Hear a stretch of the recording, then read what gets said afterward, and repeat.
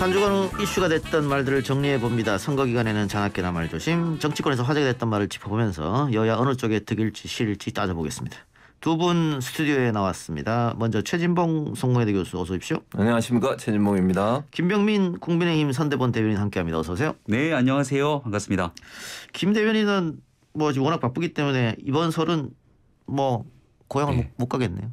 고향이 서울이기도 하고요. 네. 네, 윤석열 후보가 언제 어디서 또 움직일지 모르기 때문에 비상 대기 중입니다. 늘 대기 상태다. 예. 네. 자, 우리 최 교수님은 뭐 교수이기도 하고 또 목회자이기도 하니까 예. 이 목사님들은 추석이나 명절 때 어떻게 지내시는? 제사 안 지낼 거 아니에요? 저는 안 지내죠. 기도합니다. 아, 다 모여서? 네, 아니, 다 모여서. 가족들이 모여서. 가족들이 모여서 그렇죠. 그러니까 명절 맞아요. 가족들이 모여서 기도하고. 네, 그렇죠. 기도하고 예배드리고. 그렇죠. 다 모여서 음식 먹는 건 똑같네요. 네, 그럼요. 특별한 건 없어요. 네. 이번에 어떻게 내려가? 다 모입니까? 저는 안 갑니다. 집에 있습니다. 왜요? 방송 때문에. 왜 이러세요? 오미크론 있잖아요. 오미크론. 방송 나가서 출연료 보내야 되니까. 그렇지 않습니다. 집에서 대기 중입니다. 연락 주세요. 방송국 관계자 여러분 연락 주시기 바랍니다. 아니 방송국도 이제 이렇게 설 명절, 추석 명절 때 그 기존 패널들이 안 나오신 분도 계시거든요. 네. 그때 또 섭외가 필요하니까 최진봉 교수 언제나 대기하고 있습니다. 알겠습니다. 관계자분들 최진봉 교수한테 대타 필요하시면 바로 연락 주시기 바랍니다. 예. 자, 윤석열 후보는 설 연휴 일정은 어떻게 되나요? 아직 안 나왔나요? 예, 저희가 일정이 다 이제 전날 나오게 됩니다. 그래서 아직까지는 현재 다음 일정들은 공지가 좀 안 되고 있는 상태고요. 지금 뭐 많은 분들이 기대하고 계신 것처럼 설 전에 TV 토론이 진행될 가능성이 꽤 높지 않습니까? 예. 토론에 대한 준비 또 정책에 관한 여러 가지 점검 이런 일들을 하면서 지내고 있고 또 시민분들, 국민분들 만나 뵙기 위한 일들도 기획을 하고 있습니다. 알겠습니다. 이번 주 첫 이슈 워딩 먼저 듣고 오죠. 다자 토론을 해보니까 상대방에 대한 그 어떤 여러 가지 그 생각이라든지 뭐 이런 것에 대한 검증과 논의가 이루어지기가 상당히 어렵더라고요. 비교 분석할 수 있는 그런 기회를 많이 드리는 것이 바로 우리의 도리다 이렇게 생각합니다. 진심을 가지고 진정성 있게 좀 접근해 주시길. 저와 토론하는 게 무섭나 봅니다. 법원의 결정이 있었는데도 그걸 무시한다는 거는 정말 민주주의에서 리더로서의 자격이 있는지 의심스럽습니다. 윤석열 후보께서 뭘 그렇게 두려워하시는지 심상정은 해치지 않습니다. 토론장에 당당하게 나오시고요. 들으신 내용은 TV 토론에 대한 대선 후보들의 비판과 기싸움 이야기였습니다. 자, 법원이 양자 TV 토론을 불허하면서 다자 토론으로 진행되나 싶었는데 국민의힘 측에서 양자 토론을 다시 역장했고 이재명 후보가 오늘 나온 내용 보도니까 양자 토론 하자 이랬던 것 같아요. 다만 31일 날 양자 토론을 하고 2월 3일 날 그럼 사자 토론을 하자. 네. 이 부분 어떻게 그 캠프 내에서 다 정리가 됐습니까? 너무 좋은 얘기고 예. 그렇게 얘기를 전달했기 때문에 아마 오늘도 양측의 협상단이 만나서 얘기를 주고받는 걸로 알고 있습니다. 잘 진행될 거라고 생각합니다. 예, 일각에서는 윤석열 후보가 토론에 자신이 없어서 피한다 이런 얘기가 있던데 최 교수님 어떻게 보세요? 그렇게 느껴지죠, 사실은. 그러니까 뭐 최근에 와서는 입장을 바꿔서 다행이라는 생각이 들어요. 지금 김병민 대변인 말씀처럼 최근에는 또 열심히 하시겠다 하고 뭐 양자든 다 하겠다고 하니까 저는 참 다행이라는 생각이 드는데 이제 초창기에 사실 토론을 좀 빨리 하자고 했을 때 그때 보여줬던 윤석열 후보의 태도가 국민들 볼 때는 왜 이렇게 자꾸 피하시지 또 조건을 막 달았잖아요. 대장동 이슈만 가지고 하자. 뭐 이런 조건들을 달다 보니 국민들이 볼 때는 자신감이 없어서 그런가 아니면 지난번에 3프로 TV 본인도 얘기하셨더라고요. 윤석열 후보도 그 준비가 좀 덜 되고 어디 가는지도 모르고 나가서 했다가 괜히 여러 가지 어려웠다. 그런 어떤 경험들이 본인이 토론에 대해서 좀 꺼리는 게 아닌가 이런 이미지가 생겼는데 다행히 이제 최근에 와서 입장을 바꿔서 좀 많이 여러 번 우리 국민들이 알 수 있도록 했으면 좋겠습니다. 이런 이야기도 있고 네. 또 하나는 어쨌든 단일화 이슈는 아직 살아있는 이슈니까 단일화 이슈가 살아있는데 괜히 다자 토론을 해서 안철수 후보의 지지율을 올려줄 필요가 있느냐. 아예 무시 전략으로 와서 안철수 후보 지지율을 좀 떨어뜨리자. 그래서 다자 토론 안 한다 이런 얘기도 있어요. 너무 고단수의 정치 전략을 얘기하시는 것 같은데 그렇게까지 심각하게 생각하면서 얘기하지 않습니다. 거기서 얻을 수 있는 포인트가 일부 있다면 양자 토론을 하면서 오히려 어려움을 갖게 되는 포인트들도 있겠죠. 교수님 말씀대로 얘기를 듣고 보면은 토론을 못하는 경우에는 양자 토론에 응하는 게 사실 말이 안 되거든요. 다자 토론하게 되면 여러 사람들이 발언의 분량들을 나눠갔기 때문에 잘하는 토론과 못하는 토론의 차이가 크지가 않습니다. 근데 양자 토론은 둘 간의 차이가 명백하게 드러나거든요. 국민들께서 바라보시기에 이재명 후보, 윤석열 후보 둘이 한번 제대로 붙어갖고 검증도 해보고 정책도 겨뤄보고 이런 거 보고 싶어하는 것 아닙니까? 그래서 약속했던 일이기 때문에 합의됐던 대로 하고 다자 토론도 또 하자고 하니까 그것도 양자 토론 이후에 같이 하자는 게 윤석열 후보의 입장이어서 전혀 회피할 필요도 다른 전략이 있지도 않습니다. 예. 자, 이렇게 되면 토론이 끝났을 때는 그러면 누가 유리하고 불리해지겠느냐 이런 이야기가 많이 나오는데 일단 이재명 후보는 뭐 워낙 많은 토론을 했기 때문에 자신감도 있을 테고 답변이고 달변가인 건 다 알고 있다. 또 뭐 저 포함해서 두 분도 사실은 토론이라는 게 하면 할수록 늘은 거잖아요. 사실은 처음 할 때보다는. 그래서 이재명 후보가 유리할 것이다. 다만 이재명 후보가 잘할 것이라는 기대치가 너무 높으니까 그 기대치에 조금만 못 미쳐도 생각보다 윤석열 후보 잘하네? 라고 할 수도 있겠다. 그럼 이재명한테 마이너스다. 이런 것도 이 얘기도 있거든요. 그렇죠. 그러니까 지난번에 잘 기억해 보시면 경선 때 홍준표 후보하고 토론할 때 기억하시잖아요. 다들 그렇죠. 홍준표 후보가 당연히 잘할 거다. 윤석열 후보는 정말 이제 어려움을 겪을 거다. 그렇게 예상을 했잖아요. 근데 끝나고 나니까 뭐 별 차이 없네. 이런 맞아요. 얘기가 네. 나왔거든요. 그게 이제 기대치의 문제라고 저는 생각해요. 홍준표 의원 같은 경우는 지난번 대선에도 출마를 했었고 여러 번 토론도 하고 정치인으로서 오랫동안 활동을 했기 때문에 이제 달변이고 말을 잘하고 상대방에 대한 공격도 잘하고 이런 이미지가 있는데 실제 해보니까 사실 이제 그런 부분이 이제 많이 이렇게 부각이 안 됐단 말이죠. 그게 이제 기대치의 문제라고 봐요. 지금 이동영 작가 얘기했듯이 기본적으로 이제 그 이재명 후보에게는 기대치가 높아요, 사실은. 그 지금까지 보여줬던 여러 모습들이나 이런 부분도 있는데 그거보다 좀 기대치가 떨어지면 그 기대치만큼 못한 부분 때문에 토론을 못했다고 평가를 받을 수 있거든요. 근데 반대로 얘기하면 윤석열 후보는 뭐 김병민 대변인은 뭐 동의 안 하실 수도 있지만 국민들이 볼 때 토론을 잘할 거라는 기대보다는 저 잘할까? 이제 이런 의문을 갖고 보는 기대감이 있을 거란 말이죠. 근데 그거보다 잘해봐요. 그러면 이제 기대치보다 높기 때문에 잘한 것처럼 비춰질 수 있다는 거죠. 이것 때문에 이 토론이 뭐 어느 한쪽이 유리하다. 이렇게 단정적으로 얘기할 수 없어요. 국민들의 보는 기준의 차이 때문에 결국 그런 일이 발생할 수밖에 없는데 그래서 저는 정말 최선을 다해서 해야 되고요. 그리고 남을 이렇게 비판하거나 이런 부분 물론 뭐 문제점에서 지적할 수 있지만 비꼬거나 이런 형태의 모습은 보이면 안 된다. 정말 겸손한 마음으로 토론에 열심히 임하고 그 토론을 통해서 국민들에게 진심이 전달될 수 있도록 하고 문제 있는 부분을 잘 정확하게 잘 짚어서 공격하고 이런 것들이 필요하지. 이렇게 뭐랄까요? 뭐 어떤 누가 싸워서 이긴다 이런 개념으로 접근하면 제가 볼 때는 성과를 얻기가 좀 어렵지 않겠다는 생각이 듭니다. 예. 그 토론에서 이제 누가 잘하는가도 뭐 관전 포인트 있습니다만 누가 실수를 안 하느냐. 네. 사실 지난 대선 때 한 달 전 여론조사 보면 문재인 후보보다 안철수 후보가 앞섰어요. 그런데 토론창에서 제가 MB 아바타입니까? 뭐 이런 질문들 때문에 많이 빠졌었거든요. 맞아요. 그 윤석열 후보가 실수할 가능성이 있다. 물론 이재명 후보도 실수할 가능성이 있죠. 지난 경선 때 그럼 바지라도 내려야 됩니까? 이것 때문에 많이 빠졌잖아요. 네. 그 윤석열 후보 뭐 청약통장 같은 발언들도 저번에 한번 실수를 했으니까 그런 리스크는 없을까요?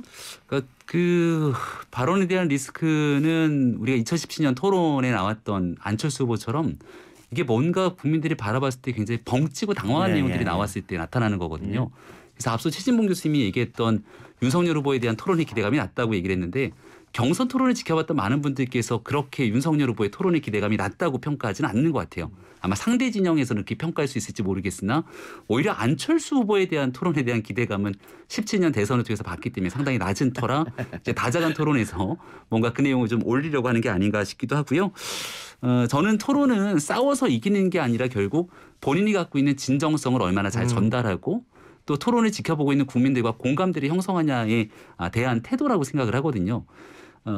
이 진심에 다해서 전달하는 내용 중에서는 결국은 검증의 과정에서 내가 갖고 있는 일들을 솔직하게 얘기해야 되는데 이재명 후보가 지난번 국정감사 때부터 항상 대장동 얘기만 나오면 이 말이 자꾸 회피하면서 왔다 갔다 하는 모습들을 보여주고 있기 때문에 오히려 대통령 선거의 토론에서 굉장히 수세적인 측면 혹은 말실수가 유발될 수 있는 가능성은 이재명 후보의 대장동에 관련된 발언에서 나오지 않을까 이렇게 생각합니다. 거기에서 저는 그렇게 동의하지 않고요. 왜냐하면 이재명 후보의 대장동 관련된 발언은 아주 일관성이 있어요. 김병민 지금 대변인은 반대로 얘기하시는데 그렇기 때문에 윤석열 후보가 만약 공격을 해도 그 부분이 더 명확하게 증명될 수 있는 기회가 될 거라고 저는 봐요. 왜냐하면 지금 여러 가지 물론 그 대장동 관련해서 문제가 있었던 여러 사람들 지금 뭐 재판도 받고 있고 이렇잖아요. 그분들의 문제에 대해서는 그러면 지적할 수 있다고 저는 봅니다. 다만 이재명 후보가 직접적으로 개입되지 않은 부분에 대해서 문제를 제기했을 때 명확하게 선을 긋고 다시 한번 얘기할 수 있는 기회가 된다는 국민들 앞에 더 소상하게 말씀드릴 수 있는 기회가 될 수 있을 거라고 저는 보고 윤석열 후보 같은 경우 이제 실언 얘기가 아까 나왔는데 그게 이제 준비되지 않은 상태에서 어떤 질문을 했을 때 올 수 있는 거거든요. 근데 모든 걸 지금 물론 열심히 준비할 걸로 생각이 들어요.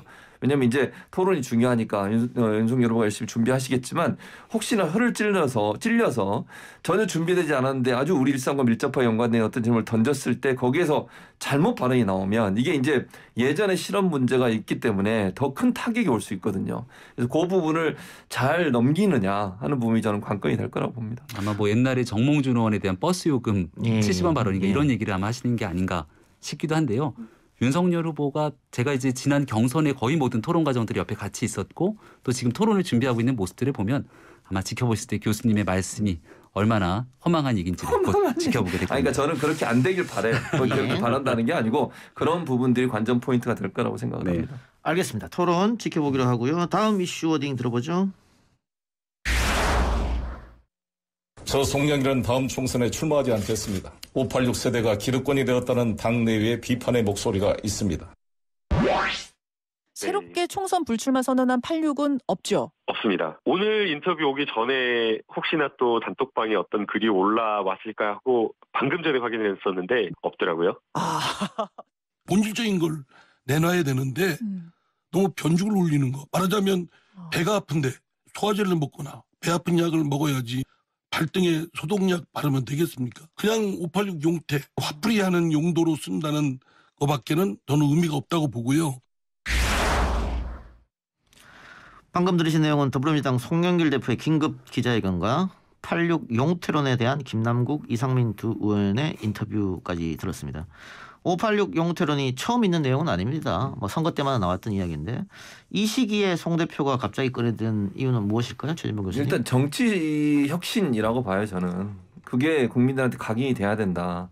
586 용태론이 한두 번 지금 이 작가도 얘기했지만 한두 번 나온 게 아니잖아요. 근데 실현된 건 없어요. 사실은. 그러니까 이게 국민들이 볼 때는 이 민주당에 대한 실망감에 여러 요소들이 있겠지만 그중에 하나가 180석 가까운 그런 의석을 갖고도 제대로 개혁도 해내지 못하고 국민의 여망도 받들지 못한 부분, 이런 부분에 대해서 문제점을 지적하는 거 아니겠어요? 그게 정권 심판론하고 연계가 돼 있는 상황이고, 그럼 정치 혁신을 하지 않으면 국민들이 다시 민주당에 대한 신뢰감을 주겠습니까? 그렇게 많은 권력을 줬음에도 불구하고 권력이 제대로 활용되지 못해서 성과가 없다고 하면 거기에 대한 책임을 누군가는 져야 돼요. 누가 져야 되겠습니까? 오랫동안 정치했던 분들이 당연히 질 수밖에 없다고 저는 봅니다. 물론 586 세대의 정치인들이 억울함도 있을 거예요. 저는 그렇게 생각합니다. 그럼에도 불구하고 국민적 관점에서 봤을 때 정치 혁신이 일어나지 않으면 이번 대선은 다시 지금 정권 심판론의 이 프레임을 넘어서지 못하면 대선을 이길 수가 없어요. 그러면 이런 부분은 제가 볼 때는 송영길 대표는 그런 어떤 절박감이 있었다고 생각합니다. 본인도 불출마하겠다고 얘기하면서 던졌는데, 물론 이제 그 이후에 다른 분들이 동참을 안 하고 계시기 때문에 이게 과연 진정성이 있냐 이런 논란이 되고 있는데, 그럼에도 불구하고 저는 일단 시발점이 됐다는 것만으로도 의미가 있다고 생각해요. 그리고 앞으로 민주당에 있는 많은 의원들이 깊이 고민하셔서 이 부분에 대한 어떤 송 대표의 어떤 생각, 이런 부분들 좀 많이 동참해 줬으면 좋겠다는 개인적인 생각이 있습니다. 그리고 지금 세대가 원하는 게 뭡니까? 젊은 청년들이 더 많이 정치권에 들어오고 활동할 수 있는 여건을 좀 만들어 달라는 거 아니겠어요? 그런 부분들이 민주당이 앞장서는 모습은 당연히 필요하다고 저는 봅니다. 예, 김병민 대변인 어떻게 보셨습니까? 네, 뭐 남의 정당 얘기라 참 말을 꺼내기가 좀 조심스럽긴 한데요. 민주당이 이재명이 아니라 이재명의 민주당을 만들겠다라고 해서 쭉 끌고 오지 않았습니까? 근데 그렇게 해서 문제가 발생했는데 그 이재명의 민주당이 이재명 후보에게 문제를 찾는 게 아니라 다시 민주당에게 문제를 찾는 모습이 아닌가 싶어서 86 운동권 정치인들이 봤을 때는 꽤나 기분이 나쁠 것 같다 이런 생각이 들어요. 지금껏 86 운동권 굉장히 비판하지 않았습니까? 남의 정당 얘기여서 조심스럽긴 합니다만은. 그래서 저는 얘기를 좀 받을 거예요. 이재명의 민주당이 되고 나서 문제가 있는 게 아니고 민주당이 이재명이 대선 후보 되기 전부터 문제가 있었던 거예요. 그래서 조금 말을 좀 이어갈게요. 계속 말씀하세요. 그래서 86 용태 얘기가 나오니까 그럼 누군가 행동을 해야 되는데 안 따라 나오지 않습니까? 이동학 청년 최고위원이 왜 아무도 안 하냐 이렇게 비판하고 나서니까 또 김종민 의원 같은 경우는 86 용태가 개인에 대한 용태가 아니라 제도에 대한 용태라고 말을 살짝 바꿉니다. 그러니까 여기 김우영 선대위 대변인이 뭐라 그랬냐면 이런 걸 요설이라고 한다.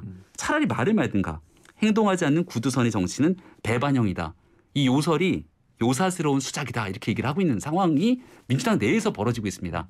바깥에서 지켜보기에는 이재명이 민주당으로 좀 잘 개혁하고 혁신 변화를 나갔으면 좋겠는데 원인을 자꾸 다른 데서 찾는 데서 이런 일들이 발생하는 게 아닌가 안타깝습니다. 부연해서 제가 설명을 드리면 그러니까 김병민 대변인의 말에 민주당이 많은 부분이 참여하지 않은 부분 저는 제가 안타깝다고 말씀을 드렸고 아까 말씀드린 것처럼 이재명의 민주당의 문제가 아니라는 거예요. 이 이재명 후보의 문제가 아니라 민주당의 문제예요. 아니 그러면 이재명 후보가 사실은 이번에 대선에 나오면서 그 전부터 정권 심판론이 워낙 높아가지고 그 피해를 보는 사람이에요. 어찌 보면 반대로 얘기하면. 그렇지 않습니까? 민주당이 만약 잘했다고 생각해 보세요. 후보 되는 순간 그런 정권 심판론 때문에 피해를 당할 일이 없을 거 아닙니까? 그러니까 저는 이게 이재명의 문제가 아니라 민주당의 문제예요.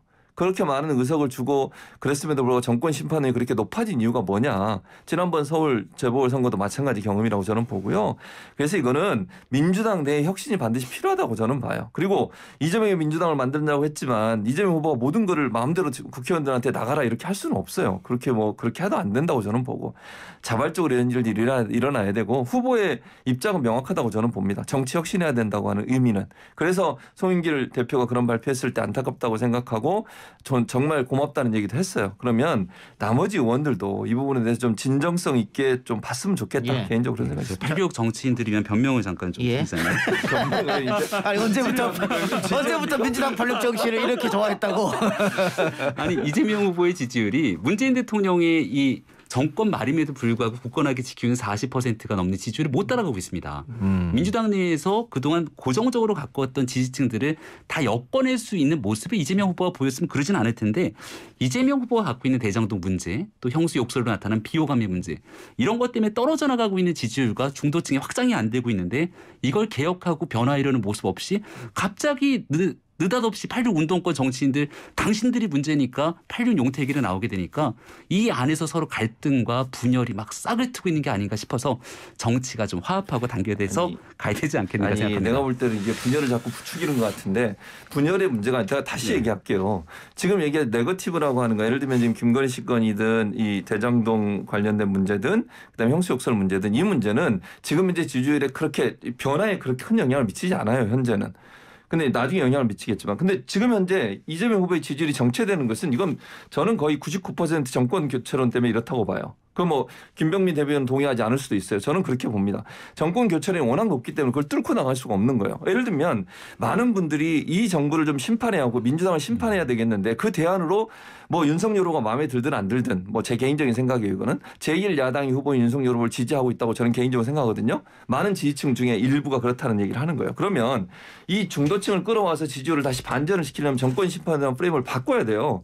그 프레임을 바꾸지 않고 어떻게 이기냐고. 제가 볼 때 보수 진영에 있는 많은 패널도 그렇게 다 분석하고 있어요. 그러면 이 정권 심판론이라고 하는 게 어디서부터 왔겠냐 그럼. 저는 그동안 민주당이 했던 여러 가지 행동들이 4년 5년이 됐든 그 과정 동안에 국민들의 어떤 여망을 담아내지 못한 분이 분명히 있다는 거예요. 근데 그 부분을 넘어서기 위해서는 민주당 자체의 변화도 반드시 필요하다고 보는 거죠. 알겠습니다. 관련해서 오늘 여당 초선 의원 40명이 비전 없는 생계형 정치 무의미하다면서 다선과 86 용태를 압박했다 이런 기사가 나왔고요. 또 젊은 청년들이 모인 거죠. 다이너마이트 청년 선대위 그쪽에서도 역시 비슷한 이야기를 했는데 이게 또 다르게 읽히면 어떻게 읽히냐면 당 내홍으로도 번질 수도 있거든요. 우리 국민의힘이 당 내홍으로 지지를 많이 까먹었지 않습니까? 네, 어디서 많이 보던 모습이기도 한데요. 예, 그럴 가능성 없어 보입니까? 그러니까 당내 내분이 될 가능성도 있죠. 근데 제가 볼 때는 이 그 큰 틀에 우리 이제 선당 후사란 말을 하는데 제가 볼 때 586이나 이런 분들이 그 집단 반발을 하고 나올 가능성은 저는 좀 낮다고 봅니다. 물론 그런 게 전혀 없다고 제가 말씀드릴 수 없어요. 불만이 있을 수 있죠. 왜 우리냐, 우리가 뭘 잘못했냐, 이게 이런 생각이 들 거예요. 예. 뭐 충분히 그럴 수 있다고 저는 보고 그래서 후보도 압박할 수 없다고 생각해요. 그걸 개인적으로 나서가지고 그러니까 본인들이 스스로 선택하지 않으면 못하는 거라고 저는 보거든요. 근데 그럼에도 불구하고 대선에서 지금 아주 절박한 상황이잖아요. 지지율도 지금 거의 뭐 엎치락뒤치락하고 있는 상황이고 대선의 결과가 어떻게 될지도 모르는 상황이에요. 뭔가 여기서 결단하지 않으면 대선을 질 수도 있다는 그런 어떤 절박감이 민주당 지지자들이나 민주당 의원들에게 있기 때문에 제가 볼 때는 이걸 내분으로까지 확산되는 것을 자제할 것이라고 저는 봅니다. 알겠습니다. 자, 그 송영길 대표가 새 신안을 내면서 본인이 총선 불출마 그리고 4선 연임 금지하는 것 검토 그리고 3개 지역에서 후보를 내지 않겠다 재보궐선거 이제 민주당 귀책 사유로 재보궐을 이루어졌으니까 공은 국민의힘에 넘어갔고 국민의힘도 역시 이 쇄신의 맞불이라고 볼 수 있겠죠. 대구 중남구는 공천하지 않겠다. 다만 김재원 최고가 나 탈당하고 무소속으로 간다.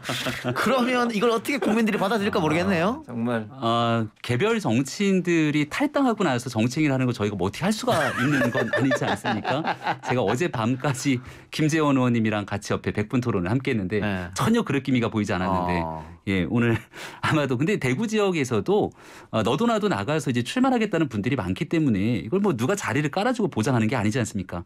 중요한 건 사실 이 대구 지역에서 국민의힘의 지지도가 워낙 높으니 공천하면 누군가를 통해서 당선의 가능성이 높여줄 수는 있는 건데 그 기득권을 포기한 것 아닙니까?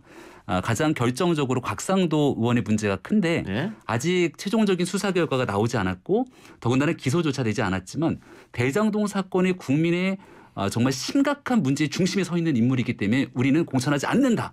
그러면 이 대장동 문제를 거슬러 올라가면 모든 일들의 의사결정의 최종 책임자로 있었던 이재명 당시 성남시장 대통령 후보로 나와서 지금 뛰고 있는 것은 맞는 것인가 이런 고민들을 국민들께서 하시지 않을까 싶습니다. 정말 참 김병민 의원이 저렇게 얘기하면 안 돼요. 왜 그러세요? 아니 국민들이 어떻게 보겠습니까? 아니 그러니까 최고위원이에요. 잘 보세요. 최고위원이시잖아요. 네, 그리고 맞습니다. 당의 대표로 여러 번 스피커로 나와서 발언도 하시는 분이에요. 저분이 저런 얘기를 해버리면 그럼 국민의힘은 대체 뭐 한 거죠 대체? 그러니까 비교가 되잖아요. 민주당은 세 군데나 지금 공천 안 하겠다고 불만 없겠습니까? 거기에 나가려고 했던 사람이 없겠어요? 제가 볼 때? 그 불만 있을 겁니다. 그래도 말 안 하잖아요. 왜냐? 이게 대선이 너무너무 중요하고 이 대선에서 질 수도 있다고 생각을 하면 절박감이 있을 때는 김재원 의원은 그런 생각이 전 의원은 그런 생각이 없으신가 좀 답답해요. 그리고 당에서도 모르겠다 뭐 개인적으로 나가는데 뭐 어떻게 할 수 있냐 물론 그렇죠. 근데 이걸 그대로 이렇게 놔두면요. 제가 볼 때 대선에서 큰 이슈가 될 건 비교가 되잖아요. 양당이.